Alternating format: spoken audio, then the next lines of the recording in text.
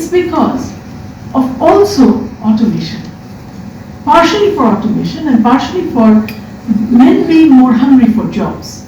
There are more and more men who are looking for jobs and they're replacing. In a household, when there's a man and a woman, automatically the man says, I want the job, and not you, though she may qualify.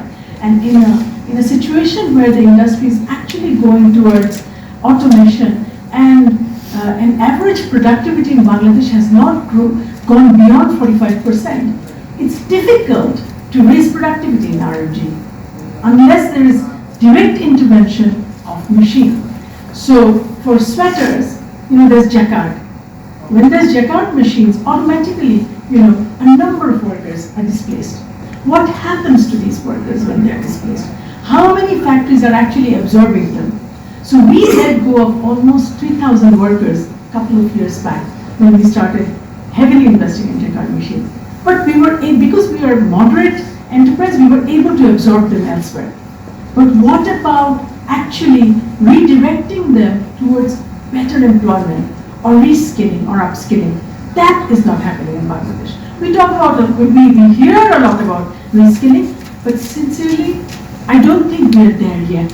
So we stand a huge risk of not skilling our workers, not preparing them for the next possible leap that Bangladesh will have. And Bangladesh is definitely going to have another leap. That's, we talked about, Francisca talked about acceleration episodes.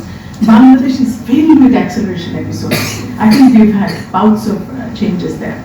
So, of course we have to diversify, and of course we have to upskill and reskill. In order for upskilling or reskilling, what matters most? Education plays critical, a role in this entire thing. How does it happen now? Because I work with the university, it's easy for me to experiment.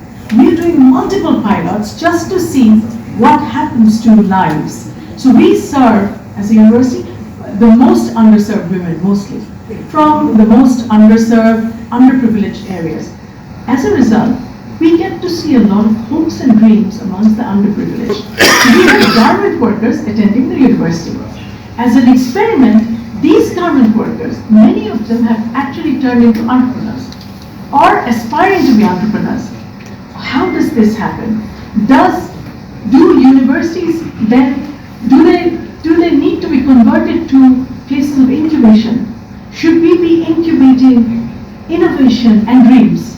How do we help them? How do we help startups? I think startup is one thing that's also going to help and link education with innovation. So I think universities have a huge role to play in this whole thing, especially if we take into consideration women, because I can only say, Vidisha also referred to low spending in education. There is indeed low spending in education, and we don't invest enough. For our workers who are actually going to university, I interviewed 56 of them. And I told them, I said, have you ever had the dream of becoming a garment factory owner? All of them raised their hands and said yes. But when I went back to my own factory and asked my workers who haven't had the exposure to education, I asked them, have you ever dreamt of such a venture? And they said, are you mad? I mean, we are here 8 to 10 hours a day or beyond, and then you expect us to have a dream? So what I'm trying to say is education is absolutely crucial, because that is going to be changing the entire scenario. How do we educate? What do we do? Do we make sure that the private universities and the public universities make a special quota for admitting the most underprivileged? Is another question to consider. I mean, not everybody gets the chance to go to these expensive private universities either. So I think this openness in policy is absolutely required. As far as garments is concerned, I agree with Selim about social insurance. I mean, it's at a piloting phase, and very unfortunately, after a long time, it's taken almost 5 years to reach this stage, and that too, it is now being supported by donors. I feel the private sector must be a part of this. But let's also consider that there are only 30 or 50 buyers who are part of this. They may be the good ones. what about the others who don't pay the decent prices either? So while we talk about our commitment to our labor force, we also have to have the brands accountable for this. They have to also equally be a part of this. Otherwise, it makes no sense. So it has to be a tripartite platform. Social insurance should not be just left to the buyers. Of course, the private sector in Bangladesh must be a part of it, but we also must be supported by the buyers by at least a good price. We are still we are trapped in the price, the low price vicious cycle so far.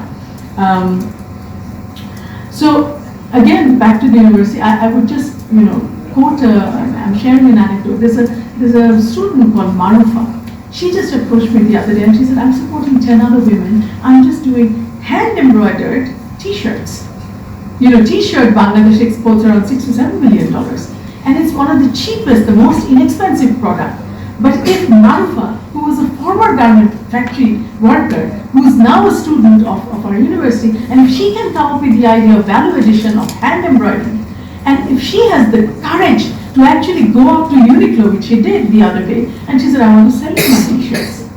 The question is, you have to also have courage.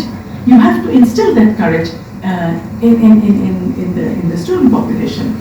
5 quick points I will make, and then I'll shut up. As we talked about flexible labor policies, I think in our labor law, please check it out. We were fighting to have women inserted as labor leaders in trade unions